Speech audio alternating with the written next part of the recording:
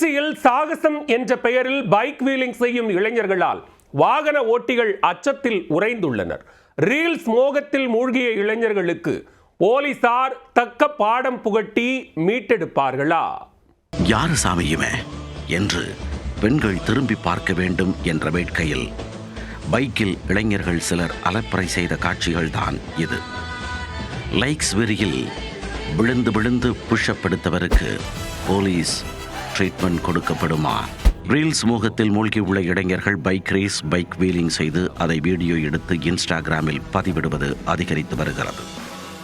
விலை உயர்ந்த இருசக்கர வாகனத்தில் ஆபத்தான முறையில் வீலிங் செய்யும் இளைஞர்கள் நெடுஞ்சாலையிலும் பொதுமக்கள் அதிகம் நடமாடும் பகுதியிலும் அச்சுறுத்தும் வகையில் சீறி பாய்கின்றனர். அடாவடி இளைஞர்களை கட்டுப்படுத்தும் நோக்கில் போலீசாரும் பல்வேறு நடவடிக்கைகள் எடுத்து வருகின்றனர். இருந்தபோதும் ரீல்ஸ் வெறியில் உள்ள இளைஞர்கள் சாகசம் என நினைத்து கொண்டு குரங்கு வித்தை காட்டுவது நாளுக்கு நாள் அதிகரித்து வருகிறது. இந்த நிலையில் இளைஞர் ஒருவர் மணச்சநல்லூர் பேருந்து நிறுத்தம் பகுதியில் பேருந்திற்கு முன்பு புஷ்அப் எடுத்து அலப்பறையை கூட்டியுள்ளார்.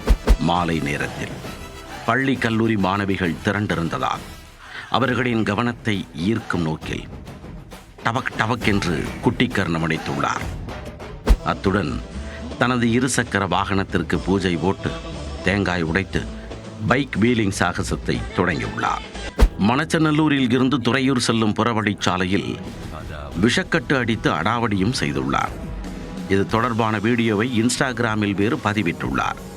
அது போலீசாரின் கவனத்திற்கு சென்றதும் அந்த இளைஞரை அடையாளம் காண போலீசார் தேடுதல் வேட்டையில் இறங்கியுள்ளனர். இதுபோன்று பைக் வீலிங், வில்லங்க விளையாட்டில் ஈடுபடும் இளைஞர்கள் மீது உரிய நடவடிக்கை எடுக்க பொதுமக்கள் கோரிக்கை விடுத்துள்ளனர்.